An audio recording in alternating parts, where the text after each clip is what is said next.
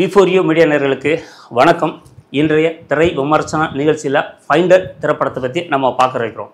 Finder அப்படின்னாவே துப்பறிகிறது, கண்டுபிடித்தல் அப்படின்னு ஒரு தமிழாக்கமும் சொல்லலாம். படம் உண்மையிலே மிக சிறப்பாக வந்திருக்கு. படத்தோட ஓப்பனிங்கை ஒரு கல்லூரியில் படிச்சுட்டு வெளியில் போகிறவங்க மாணவர்களை நீங்கள் என்ன செய்ய போகிறீங்க அப்படின்னு அந்த கல்லூரி பேராசிரியராக இருக்கிற நம்ம நிழல்கள் ரவி விசாரிக்கிறாரு. ஒவ்வொருத்தரும் ஒவ்வொரு கருத்துக்களை சொல்லும்போது ஒருத்தர் மட்டும் நான் தப்பு செய்யாமல் ஜெயிலில் இருக்க, அதாவது தவறே செய்யாமல் தண்டனை அனுபவிக்கிற குற்றவாளிகளை யாராவது நியாயமானவங்களை கண்டுபிடிச்சி வெளில எடுக்கணும் அப்படின்ற ஒரு முயற்சி செய்யப்படுறேன் அப்படின்னு சொல்லி சொல்கிறாரு. சொல்லல அதுக்கு நிறுவனர்கள் ரொம்ப சப்போர்ட் பண்ணி நீங்கள் எடுக்கிற விஷயம் நல்ல விஷயம். ஏன்னா மற்றவங்க சொல்கிறவங்களாம் வேறு மாதிரி சொல்லுவாங்க.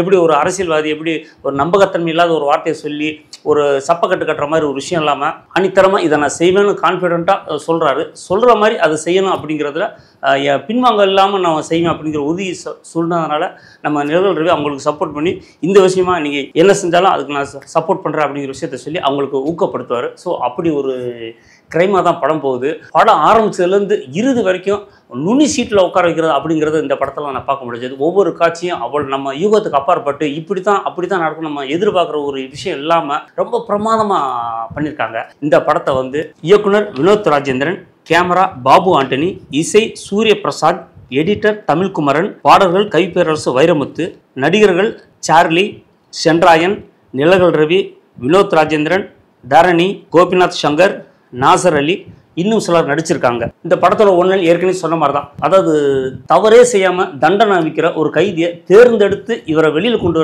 எடுத்துக்கிற முயற்சி, அந்த முயற்சி வென்றதா, அந்த முயற்சியில் அவங்களை எவ்வளோ இடையூறு சந்திச்சாங்க, அது அரசியல் பின்னணி என்ன, போலீஸ் எந்தளவுக்கு ஒத்துழைச்சாங்க, சமூகம் அவரை ஒத்துழைச்சதா அப்படிங்கிற நிறைய விஷயங்கள் படத்தில் ஒரு கதையோடு ஒன்றி வர சம்பவம் படத்துக்கு ரொம்ப ப்ளஸ்ஸாக இருக்குது. ரொம்ப அருமையாக இருக்குது. படத்துக்கு மிகப்பெரிய பலம் அப்படின்னா இசை தான், பின்னணி இசை தான். ஒவ்வொரு இடத்துலையும் நம்ம நினைக்கிறத அதை டயலாக் இல்லாமல் இசையின் மூலமாக நம்மளை ஒரு மிரட்ட வைக்கிற மாதிரி இசை அவ்வளோ பிரமாதம் பண்ணியிருக்காரு. ரொம்ப நாளைக்கு அப்புறம் பாடல்கள் நம்ம வைரமுத்தோட வரிகள் ரொம்ப அற்புதமாக இருந்தது.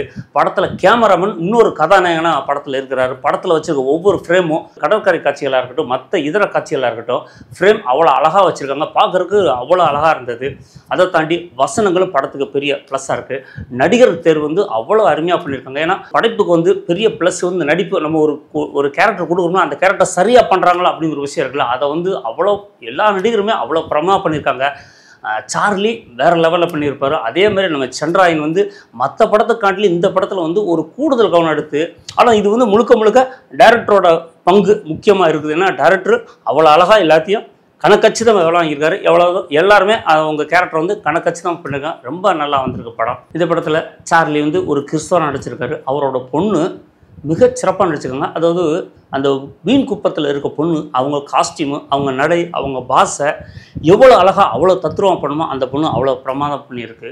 அதை தாண்டி எல்லாருமே இந்த படத்தில் ஒவ்வொருத்தரும், அந்த வில்லன் நசீர் அலியாக இருக்கட்டும், அவர் யார் வில்லன் அப்படிங்கிறதே நம்ம கடைசி வரைக்கும் தெரியாமல் இன்ட்ரோலுக்கு அப்புறம் தான் இவர் தான் வில்லன் அப்படிங்கிறத காட்டுறத ரொம்ப அழகாக சொல்லியிருக்காங்க. அதை தாண்டி எல்லா இடத்துலையுமே சாமியார்கள் அவங்க மறுபக்கம் ஒரு மோசமான பின்னணி இருக்கும். சாமியாரை உருவாக்குறதே இந்த பணத்தை பாதுகாக்கிறதுக்கு தான் அப்படிங்கிறது நிறைய படத்தை சொன்னாலும் இந்த படத்தில் அதை தான் சொல்லியிருக்காங்க. இந்த படத்தோட மையக்கரு அப்படின்னு பார்த்தீங்கன்னா வறுமை. அதாவது வறுமை மிகப்பெரிய கொடுமை. அதாவது அந்த வறுமையின் காரணமாக செய்யாத ஒரு கொலைக்காண்டி தண்டனையை ஏற்றுக்கிட்டு ஒரு இரண்டாம் தட்ட குற்றவாளியாக ஜெயிலுக்குள்ளே போகிறாரு. 6 மாதத்தில் வெளியில் வந்துடான்னு சொல்கிறாங்க. ஆனால் போனால் பல வருஷம் ஆயிடுது. அவர் மீண்டும் வந்தாரா வரலையா அப்படிங்கிற ஒரு கொஸ்டினோடு இருந்தாலும் இது மாதிரி நிறைய கைதிகள் இன்றைக்கி நம்ம எல்லா ஜெயிலும் எடுத்துக்கோங்க, அதாவது செய்யாத தண்டனைக்கு குற்றத்தை அனுபவிச்சுக்கிட்டு நிறையா கைதிகள் இருக்காங்க.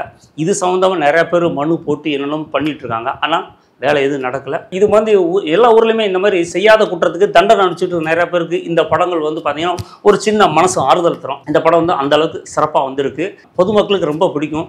காட்சி விறுவிறுப்பு கொஞ்சம் கூட நம்ம எந்திரிச்சு ஒரு டீ சாப்பிடலாம், ஒரு தம் அடிக்கலாம் அப்படின்னு போடுறதுக்குள்ளே சீட்லேயே உட்கார வச்சிருக்கு, கட்டி போட்டு வச்சிருக்கு. அந்த அளவுக்கு சிறப்பாக வந்திருக்கு. ஒரு சின்ன குறை என்னன்னு கேட்டிங்கன்னா, நடிகர்கள் எல்லாருமே சிறப்பாக நடிச்சிருக்காங்க. அதை தாண்டி நமக்கு நண்பு பரிச்சயமான நடிகர்கள்னு கேட்டிங்கன்னா நிழல்கள் ரவி, சென்ராயன், சார்லி தான் இருக்காங்க.